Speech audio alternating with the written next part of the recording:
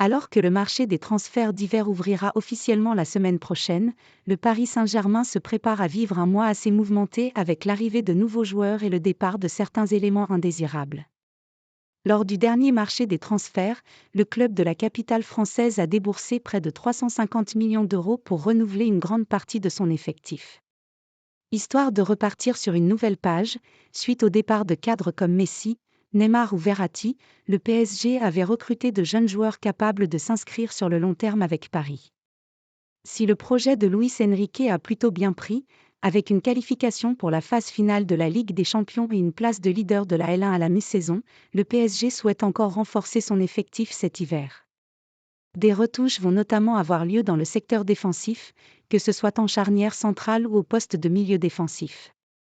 À ces postes-là, le PSG devrait bien lancer son recrutement hivernal avec les arrivées des Brésiliens Gabriel Moscardo, Corinthians, et Lucas Beraldo, Sao Paulo. Des arrivées collant parfaitement à la nouvelle politique de recrutement du PSG façonnée par Luis Campos. C'est en tout cas ce qu'explique Ben Jacobs. 2 recrues arrivent, pas d'inquiétude pour Mbappé. Le PSG n'envisage pas Jadon Sancho ou Casemiro en janvier malgré quelques rumeurs. Sancho a été évoqué un temps, mais rien n'en est sorti. Le principal travail du PSG est de recruter Gabriel Moscardo et Lucas Beraldo. Les 2 jeunes joueurs sont considérés comme des ajouts passionnants et durables. Ils arriveront avec des contrats amortis à long terme et des salaires relativement bas. Ce sont des exemples de la nouvelle stratégie de recrutement du PSG.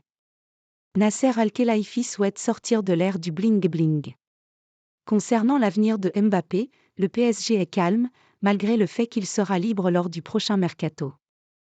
Mbappé pourrait prolonger pour rester ou pour être vendu, mais même s'il part avec un transfert gratuit, le PSG est désormais couvert financièrement, a détaillé, sur Twitter, le journaliste anglais, qui précise aussi que le PSG veut se séparer de certains éléments en janvier, à l'image d'Hugo Ekitike.